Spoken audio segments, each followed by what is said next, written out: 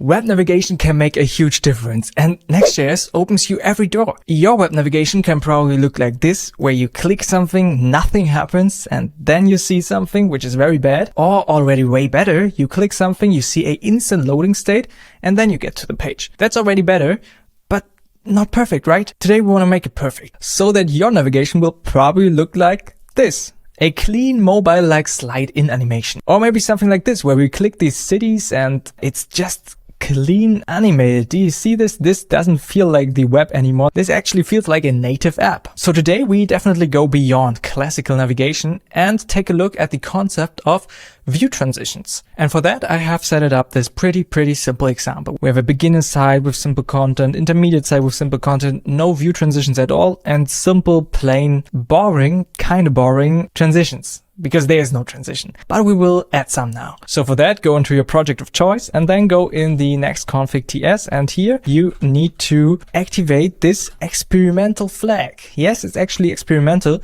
and it's actually not from Next.js, it's from React. But yeah, as we know, Next is doing some internal magic, and that's why we need to experimentally activate this here. So to get this actually working now, we just need to do this one thing. We need to import it, of course, and we import actually unstable view transition. Sounds pretty ugly. We don't want this. And that's why we're using a simple assertion here and name it view transition. This now needs to be used. And pretty simply, we're just wrapping our site with this view transition. And congratulations, you have done your first view transition. It's actually that easy. So if we now go on the beginner page, we will see a simple transition. It's like a simple fade in, and that's just the default if you don't specify anything special. If you like this video, give it a thumbs up and subscribe to this channel, and see you in the next one. No. Of course, we go a bit deeper here because there's still intermediate and advanced, and of course, we will tackle that. So of course, we now just have a very simple transition. You see it here. But I showed you in the beginning that there's this cool mobile-like slide-in effect. How do we accomplish that? So for that, we go into the intermediate example and wrap the view transition here as well. And of course, we need to import that like that. And now on this tag, we have some options. We have a enter animation, a exit animation, a share, and a update. That's all the 4 animations. Of course, there are also callbacks here, like on enter, on exit, that gets fired when the thing is done, when the animation is done. But yeah, what's really necessary here is to understand, okay, there's an enter. So if something enters the viewport, usually if you navigate to it, there's an exit. When you, for example, leave the component, leave the page, it gets unmounted, for example. And then we have share and update. Okay, update, sure, if something updates, but what is share? We will see that in a minute. But for now, we will just use enter. We call it actually slide in here now, because I kind of want the slide in effect. You could do none, which deactivates the default animation, but we go with slide in. But now we have to configure the slide in actually, because this is not doing anything. There is no animation slide in. We actually have to write this. Don't be scared. It's very easy. So for that, we open the global CSS. So in the global CSS, we just have some keyframes here now. A animation called slide in that goes from transform translate x 100%, so the right side, to 0% or 0, so centered in the middle. Also, we just animate the opacity, and that's all. But that's not enough, because now we just have an animation. But this animation now needs to be connected to our view transition. How do we do that? And there's actually a pseudo element. I don't know how to name this in English. Pseudo, I have no idea.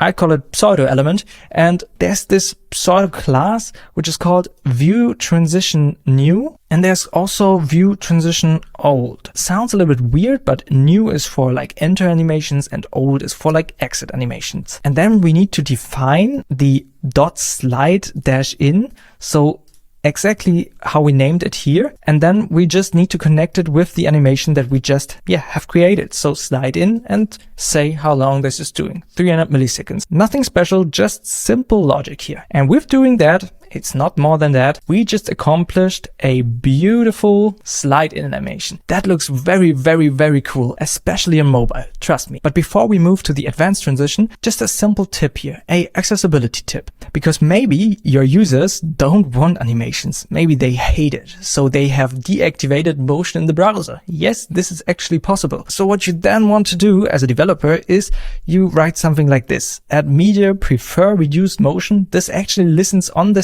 setting in the browser. And if this is activated, then, for example, deactivate the transitions. Of course, not slow fade here, but slide in, for example. And with that, you just deactivated the animation, and these users will be very happy. So what is the advanced example? It's just a simple Shadcyan card. And when I click that, I just get rerouted to some kind of fancy product. Cool. Now, here's what I want. I want that actually something is animated across multiple screens. And that's where share comes into play. Because let's take a look at the product title. We have it here on the product card itself, but we also have it as a title on the card. Why not just animating this position? Let's do that. For that, we take just the card title and wrap it in a view transition. So something like that. Of course, we need to import. And then we go into the actual card route. And here we do exactly the same. View transition like that. And of course, we need to import the whole thing.